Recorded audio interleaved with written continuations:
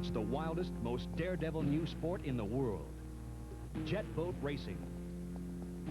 They call them riverboats. A new kind of jet-powered boat that can handle whitewater rivers. The more treacherous the river, the better. Rocks, rapids, boiling canyons. There are new dangers at every turn, and there's a new breed of boat racer to tackle it all.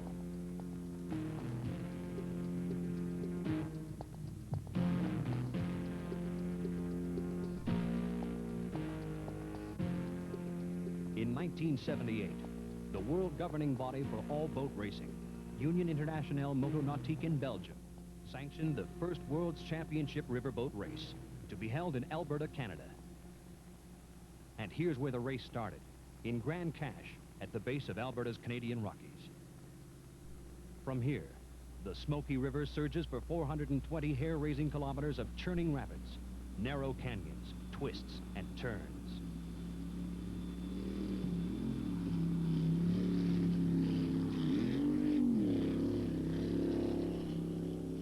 Then the race continues on the North Saskatchewan River through some of the most beautiful scenery in the world. It adds up to 7 days of constant danger for the racers, with strain and fatigue building every day. In 1975, 13 Canadian jet boats first tried the course. After that taste of it, they named it the Great Canadian Marathon Riverboat Race. It's the toughest challenge in a new sport that has become internationally competitive in the past 3 years. Smile if I had found the leak.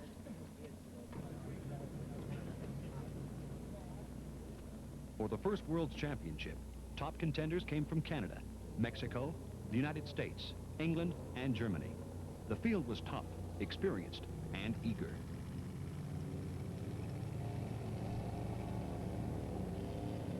But it's the New Zealanders who have dominated international riverboat racing. Ever since the first international competition in Mexico in 1970, and since the sport really went international with races in Canada, Mexico, and New Zealand in 1975. And no wonder. The New Zealanders started the whole thing. A New Zealand engineer named Sir William Hamilton designed and built the first jet drive unit for boats more than 40 years ago, and it was quite an innovation. No propeller. Instead, it has a pump that takes water in under the boat and drives it out a jet nozzle in the back of the hull with tremendous force. 454 cubic inch turbocharged engines, and that's the kind of power riverboat racers love. Give a jet boat 4 inches of water and you're gone. Let it hit a rock hidden underwater, and if the hull holds together, you're still going. And give the 900-plus horsepower engine a straightaway, you're flying. Up to 200 kilometers an hour or more. The caliber of the competition? Well, the most famous name in American boat racing was here driving this boat, 360. George Henley is a 3-time winner of the America's Gold Cup in the unlimited class. Now, he's a convert to riverboat racing. But for everyone, here was the boat to watch. Boat 380, driven by John Heslop of New Zealand. Heslop had won the 1977 Canadian and New Zealand races, and he looked like the one to beat for the World's Championship. There are only 3 places in the world where major riverboat races are held. The 2 islands of New Zealand, where shallow, very narrow rivers like the Wanganui demand expert steering. The Rio Balsas River in Mexico, a rough water route. And the longest, toughest race of all, 900 grueling and spectacular kilometers through mountain foothills and wilderness, leading finally to civilization and the modern city of Edmonton. At present, the distances and periods between major races are large. In fact, to compete in all 3 races, you and your boat have to travel at least 35,000 kilometers a year. Is it all worthwhile? Well, if you win a big race, you can collect, as much as $7,000 in prize money, just enough to get your $40,000 boat all the way back home. Riverboat racing is just getting started as an international daredevil sport, but it's growing, and there's a good reason why: the thrills.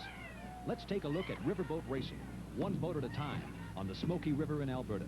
It's day 1 of the 1978 World's Championship. We're at Hell's Gate Rapids.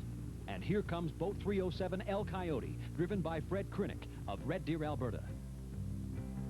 At this point, day one, the boats are racing against the clock. Head-to-head racing is suicidal in the narrow canyons and rapids of the upper Smoky River. Seconds lost in these rapids are tough to make up later.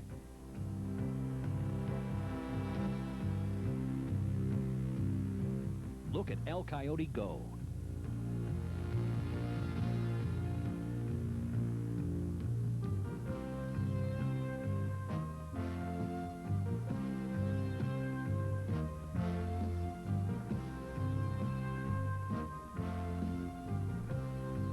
Boat 343 is in the rapids now, driven by Soren Hansen of Red Deer, Alberta.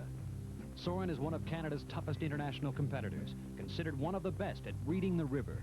But he's yet to win the big one.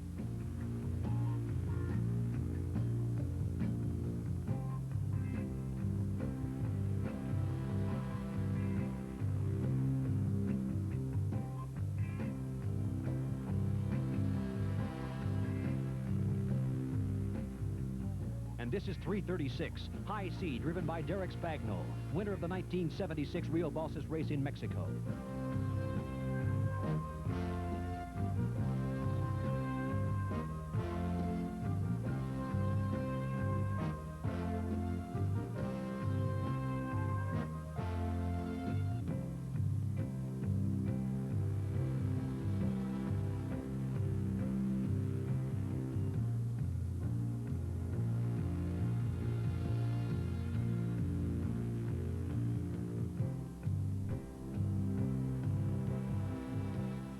Boat 367 from New Zealand, the JB Pokako. JB stands for jet boat, and Pokako is the New Zealand name for the biggest, ugliest, most awkward, and dumbest bird on the islands.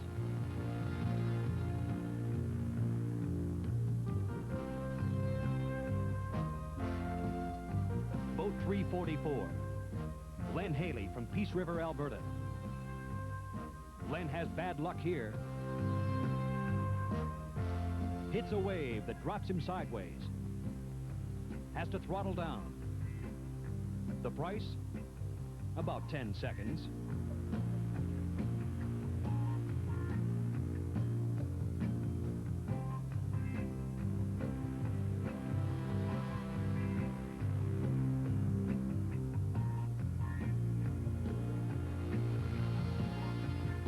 Now you're seeing a Mexican boat, Coatzimoto, number 313, driven by Paul Garcia. The Mexicans are fierce competitors, with a reputation for going full throttle through anything.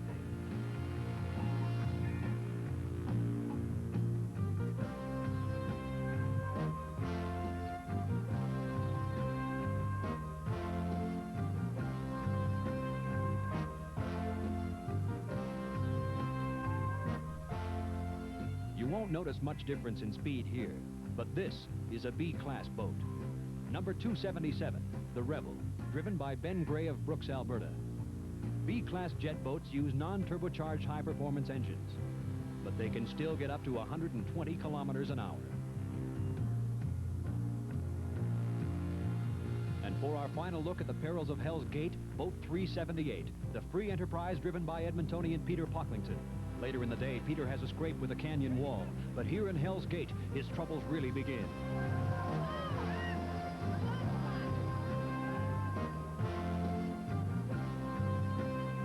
Glenn Sather has gone overboard. 378 is tailed down, half full of water.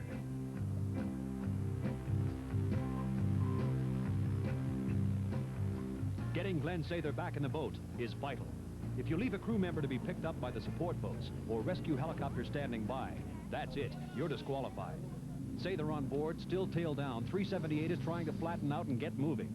Sather's rib cage will turn blue in a couple of hours. He'll barely be able to walk on a twisted leg. But right now, none of that matters. And that's how it looked on day one of 7 grueling days of racing. No 2 days are the same. No 2 miles are the same. That's one of the fascinations of riverboat racing. Today, the race is boat against boat. And they're off.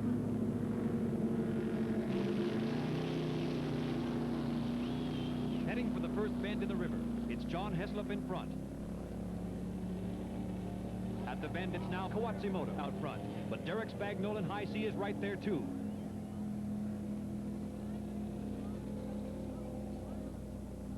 On the flat water, it's all hull design, power, and motor conditioning. Watch this as boat 378 passes El Coyote, takes him on the right and pulls away.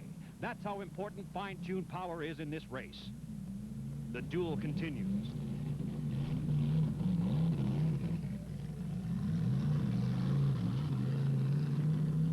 Glancing back to where the B-class boats have started, here's Quentin Van Marl from London, England, coming through some rapids. And now look who's after El Coyote. It's Kawatsimoto, but Fred Krunick hangs on. Meanwhile, Soren Hansen and Reg Benton are dueling farther upriver. And Kawatsimoto is now behind and on its own at the next rapids. Riverboat racing is a tough, no-quarter-given tactical sport, even on the flat water. And here's an example. Boat 378 is gaining on Orangi and passes him so close, Orangi veers right. Look out for that sandbar. Okay, everybody's in one piece. And away they go at full throttle. Same engine, same jet drive, similar hulls, yet somebody wins. Because in jet boat racing, winning depends on a lot of things going right. That's why there are 3 crew members in riverboat racing. 6 eyes straining forward. Watch the navigator here in boat 350, driven by Bob Bradley of Las Vegas, Nevada. Straight ahead, Bob. Now right. Okay, straight again. Now left. Good, good. Great. Often, the bow of the boat is so high, the driver can't see ahead. Often, 6 eyes aren't enough to miss every rock, every sandbar, every hazard. That's what makes riverboat racing the most exciting, daring new sport in the world. And the river race in Alberta, that's the longest and toughest of them all. Whitewater Fury. Want to try it? If it's adventure you're after, here's where you'll find it. Adventure and drama. On the Smoky River in Alberta, Canada. If you come, here's one boat to watch. Boat 346, driven by Reg Benton of New Zealand. Total time for the 7 days and 900 kilometers of racing, 8 hours, 2 minutes, and 31 seconds. That made Reg Benton the world's champion riverboat racer. First world's champion in the world's newest daredevil sport.